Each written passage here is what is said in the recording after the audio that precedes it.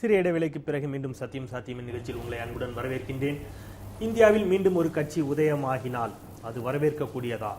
அந்த கட்சிக்கு அண்ணா ஹசாரே தலைவராக வந்தால் அது எப்படி இருக்கும்? அண்ணா ஹசாரேனுடைய சமீபத்திய கூற்றை எடுத்து நாம் விவாதித்துக் கொண்டிருக்கின்றோம்.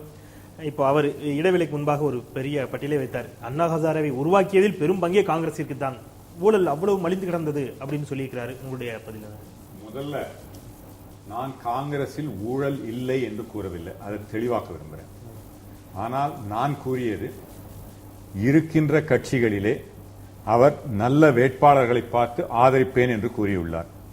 அதுல நான் உங்கள் கண்ணை உற்று நோக்கி, மனுஷபுத்திரன் அவருடைய கண்ணை உற்று நோக்கி தைரியமாக கூற முடியும்.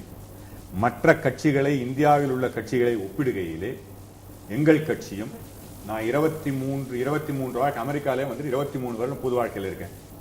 இதுவரைக்கும் நான் லஞ்சம் வாங்கினதில்லை, லஞ்சம் கொடுத்ததில்லை, எனக்கு தெரிந்து யாரை செய்ய விட்டதில்லை. அது மாதிரி அடிச்சு சொல்ல முடியும். இதை போல நான் மட்டுமல்ல, என்னை போல பலர் எங்கள் கட்சியில் இருக்காங்க, பொது வாழ்க்கையில மற்ற கட்சிகள் இருக்காங்க, இல்லாம இல்லை. ஆனால் பொது வாழ்க்கையில ஊழல் மலிந்திருக்கிறது என்பதும் உண்மை. அதை மாற்ற வேண்டும் என்ற முயற்சியிலே அண்ணா ஹசாரே இருக்கிறார். அவர் வந்திருக்கிறது, அதுல எங்களுக்கு பங்கு இருக்குன்னா வரவேற்கிறோம், அதுல ஒன்றும் தவறு இல்லை. ஏன்னா நாங்களும் என்ன நினைக்கிறோம், ஊழல் இல்லாத அரசாங்கம் எங்களுடைய பொது இதுல வந்து எங்களுடைய ஏஐசிசி நடக்குச்சே, அன்னை சோனியா காந்தி அவர்களும் இதை வலியுறுத்தி பல மாற்றங்களை கொண்டு வந்து கொண்டிருக்காங்க. இன்னும் கேட்டா, இந்த ஊழல் வெளிவருவதற்கு ஒரு முக்கிய காரணமான சட்டம் ரைட் டு இன்ஃபர்மேஷன், தகவல் உரிமை சட்டம் எங்களால தான் கொண்டு வரப்பட்டது. நான் அடித்து சொல்ல முடியும், பெருமையுடன் சொல்ல முடியும். இன்றைக்கு எங்கள் கட்சியில ஊழல் என்று பெயர்ல சொன்னாலே அவர்களை உண்மையிலேயே உடனே மத்திய விலக்கி இருக்கும். இன்றைக்கு அண்ணா ஹசாரே அவர்கள் 15 பேருடைய பெயரை வைத்து, இன்னும் கேட்டா அவர், நீங்க சொன்னீங்க அவர்களுக்குள்ளேயே ஒரு தெளிவில்லை. அவர் சொல்லிட்டாரு, இவர் வந்து நல்லவர்னு இப்ப சொல்லிருக்காரு. முதல்ல இவர் ஊழல்னு சொன்னாங்க அவங்க எல்லாரும் சேர்ந்து, பட் பிரணாப் முகர்ஜி வந்து ஒண்ணு இல்ல இப்படின்னு இவர் சொல்லிருக்காரு. இப்போ அதாவது அவர்களிலேயே ஒன்னும் தெளிவாக இல்லை. இரண்டாவதாக அவர்கள் செய்வது தவறு.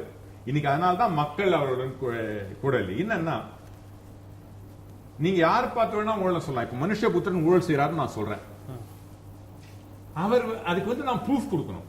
அதற்கென்று ஒரு இது இருக்கு, பொறுப்பு இருக்கு. ஆதாரம் இல்லாத குற்றச்சாட்டுகளை வைக்கிறார்கள் அப்படிங்கிறீங்க. ஆதாரம் இல்லாத குற்றச்சாட்டுகளை வைக்கிறார்கள். அது இல்ல, ஆதாரம் இருக்குன்னு அவங்க சொன்னாங்கன்னா அதற்கென்று ஒரு அமைப்பு இருக்கு. இன்னைக்கு வந்து இதே அமைப்புகள் தான். இவரே சொன்னாரு, நான் வந்து சுப்பிரமணிய சுவாமி சொல்றதெல்லாம் வந்து ஏத்துக்கிறது இல்ல, ஆனா உன்ன சொல்றாரு, இன்றைய அமைப்புகள் மூலம், இன்றைய சட்டங்களின் மூலமே எல்லாத்தையும் கொண்டு வர முடியும்னு சொல்றாரு.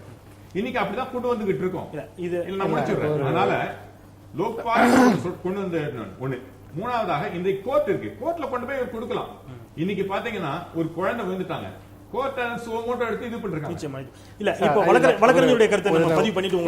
என்னுடைய கருத்தை ஒட்டி சொன்ன ஒரு விஷயத்துக்கு நான் ஒரு 2 விளக்கங்கள் கொடுக்கணும்னு நினைக்கிறேன். அண்ணா ஹசாரேயுடைய தனிநபரா அவருடைய கருத்துக்கள் இருக்க பலகீனங்களுக்கும் அல்லது அமைப்புல இருக்க பலகீனங்கள் காரணமா வந்துட்டு இன்னைக்கு அவங்க முன்வைக்கிற குற்றச்சாட்டுகள் எல்லாம் பொய் என்று சொல்வது என்பது தவறு. நீங்கள் அண்ணா ஹசாரே மட்டுமா பொது தணிக்கை குழு பொய் சொல்லுதுன்னு சொல்றாங்க. ஒரு நிமிஷம் சொல்லி முடிச்சிடுறேன். அப்புறம் நீதிமன்ற சிபிஐ இன்னைக்கு வந்துட்டு தீவிரமான விசாரணை இந்த குற்றச்சாட்டுகள் முன் வச்சிருக்கு. இத்தனை ஆயிரம் கோடி ரூபாய் ஊழல்கள் வந்து தொடர்ந்து வெளிவர்ற ஒரு காலத்துல, அது காமன்வெல்த் ஊழலா இருக்கலாம், அல்லது வந்துட்டு 2G இருக்கலாம், அல்லது ஆதர்ஷ் குடியிருப்பு ஊழலா இருக்கலாம், எதை வேணும்னாலும் நீங்க எடுத்துக்கோங்க. வந்துட்டு இவ்வளவு பெரிய ஊழல் பற்றி விவாதம் நடக்கிறப்ப அண்ணா ஹசாரேக்கு தெளிவில்லை, அவருக்கு தெளிவில்லைன்றது அடுத்த பிரச்சனை. ஆனா அவர் உருவாக்கின அந்த ஒரு உணர்ச்சி அலையின் மூலமாகத்தான் இது ஒரு தேசிய விவாதமாக மாறி இருக்கிறது. அதை மறுக்க முடியாது. இரண்டாவதாக, எல்லா கட்சியிலையும் ஊழல்ல இது நேர்மையானவங்க விட எங்கெல்லாம் அதிகமா இருக்காங்கன்னு சொல்றதெல்லாம், இப்ப ஐயா நேர்மையானவரா இருக்கலாம், இன்னும் பல பேர் இருக்கலாம். வந்துட்டு அப்படி எல்லா கட்சிகள்லையுமே நேர்மையான மனிதர்கள் அரசியலோடு போராடி கொண்டிருக்கிறார்கள்.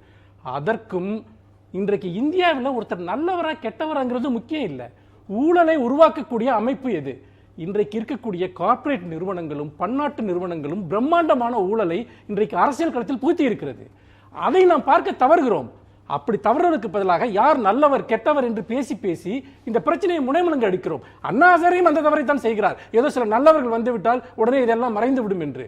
ஊழல் என்பது ஒரு ராட்சச அரக்கனை போல வளர்ந்திருப்பதற்கு என்ன காரணம்? இந்தியாவில் இத்தனை, அதாவது லட்சங்களில் இருந்தது கோடிகளில் மாறி, கோடிகளில் இருந்தது இன்றைக்கு மில்லியனில் மாறி இருக்கிறது என்றால் இதற்கு என்ன காரணம்? இதைத்தான் பேச வேண்டும். வெங்கட் பிரசாத், நீங்க சொல்லுங்க. இப்ப இவர் ஒரு வாதத்தை வச்சிருக்கிறார். எங்கள் கட்சியில் அதிகம் ஒப்பீட்டு அளவில் பார்த்தீர்கள் காங்கிரஸ் கட்சியில் ஊழல் செய்யாதவர்கள் அதிகமாக இருக்கின்றார்கள் என்று அவர் இதுவரை லஞ்சமே வாங்கவில்லை என்று சொன்னார். என்னுடைய ஒப்பீனியன், ஒருவேளை உங்களுக்கு ஒரு நல்ல வேட்பாளர் கிடைச்சிருப்பார் நினைக்கிறேன். இதை தாண்டி நீங்க என்ன நினைக்கிறீங்க? காங்கிரஸ் ஊழல் செய்யாது. இப்போ மனுஷபுத்திரன் சொன்னார், அண்ணா ஹசாரேவை உருவாக்கியதே காங்கிரஸ் தான் அப்படின்னு இருக்கிறாரு. இவர் இன்னொரு கருத்தையும் சொன்னார், ஹசாரேவிடம் தெளிவான ஒரு பார்வை இல்லாதனுடைய விளைவு இன்றைக்கு மக்கள் கொஞ்சம் கொஞ்சமாக குறைந்து கொண்டு வருகிறார்கள். அது ஊடகங்களிலும் இன்றைக்கு செய்தியாக வந்து கொண்டிருக்கின்றது. இன்னைக்கு கூட்டம், அவரை சுற்றி கூட்டம் இல்லை, கூட்டம் குறைஞ்சிடுச்சு அப்படிங்கிற செய்தி வந்து கொண்டிருக்கின்றது. இது எப்படி பாக்குறீங்க? அவருக்கான ஒரு மாஸ் குறைஞ்சிடுச்சா?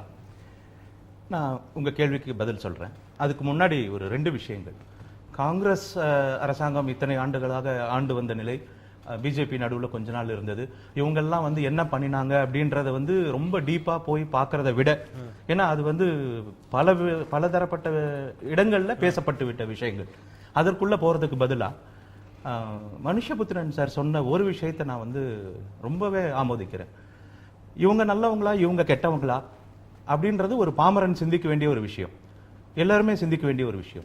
இவருக்கு தெளிவு இருக்கா அவருக்கு தெளிவு இருக்கான்றது ஒவ்வொருடைய தனிப்பட்ட கருத்து.